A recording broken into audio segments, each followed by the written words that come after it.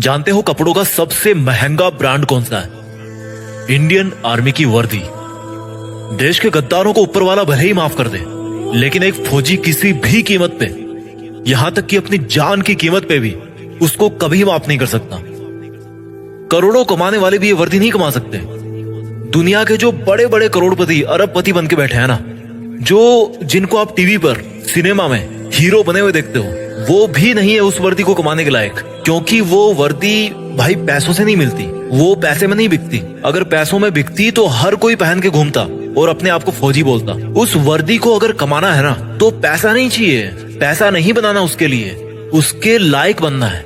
अगर उस वर्दी को कमाना है ना, तो खुद की जिंदगी, खुद की माँ की खुशी और अपने बचपन के सभी दोस्तों के साथ को कुर्बानी पे लगाना पड़ेगा। और इस कुर्बानी की हिम्मत जिसमें होती है, वही फौजी बनने के लायक होता है। अगर इस वर्दी को कमाना है ना, तो खुद को हर मोह माया से बाहर निकाल कर आग में तपाना है। कितना बड़ा दिल होता है उस माँ का जिसका बेटा या बेटी डिफेंस में होते हैं। कुछ पंक्तियां बोलना चाहता हूँ मैं उन सब खुश नसीब और हिम्मत वाले युवाओं के लिए जो अपने आप को उस वर्दी में देखना चाहते हैं कि ये आग जलती है तो जलने दे, ये आग जलती है तो जलने दे, माँ अब मुझे तू फौजी बनने दे। जाना है उस जगह, जाना है उस जगह जहां सुना है मन के मौजी बसते हैं, जाना है उस जगह जहां सुना है मन के मौजी बसते हैं। बहुत देख लिए दुनिया, चल अब फौजी बनते हैं। बहुत जीली नाकाम जिंदगी, चल अब देश के लिए कुछ काम करते हैं। फर्जी के रिश्तों में जिंदगी बर्बाद कर डाली, चल अब जिंदगी देश के नाम करते हैं। अब फौजी बनते हैं। ये सरहदें पुकारती मुझको है, ये आतंक की बदबू ललकारती मुझको है। जब लिपट जाऊं तिरंगे में तो मुझे आबाद कहना, जब लिपट जाऊं तिरंगे में तो मुझे आबाद कहना।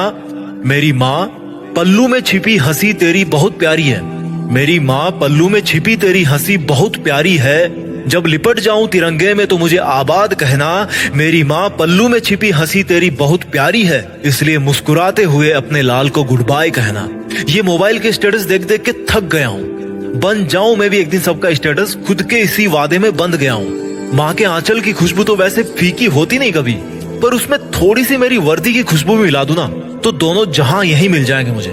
और अगली 2 लाइन उन लोगों के लिए बोलना चाहता हूँ जिनको लगता है कि बॉयफ्रेंड गर्लफ्रेंड के अलावा इस दुनिया में कुछ होता ही नहीं है। तो भाई कान खोल कर सुनो मेरी बात।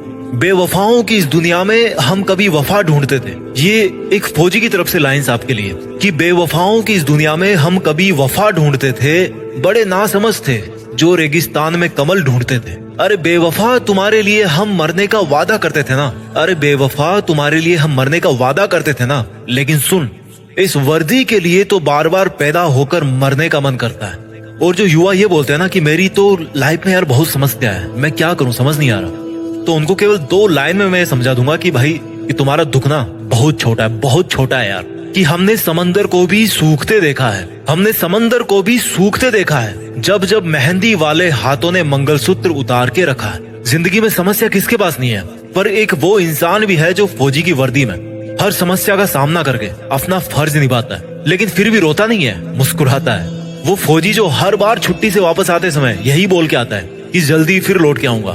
लेकिन ये किसी को नहीं पता होता, उसको खुद को भी नहीं पता होता कि वो फिर जल्दी कब आने वाला है ना हिम्मत, है ना हिम्मत। मैं जीत फिक्स के मंच से उन सभी फौजी भाइयों को सलाम करता हूँ और उन पोटेंशियल यूथ को मोटिवेट करना चाहता हूँ जो फौज में भर्ती होने का सपना अपने मन में ठान चुके हैं। क्योंकि दुनिया में देश का नाम करने का इससे बेहतर कोई दूसरा तरीका नहीं हो सकता। मैं सैल्यूट मारता हूँ फौजियों को जो एकमात्र रियल हीरो है इस कंट्री के। फौजी एक तरह के हीरो नहीं है, वो एकमात्र रियल हीरो है। सैल्यूट, जय हिंद, वंदे मातरम।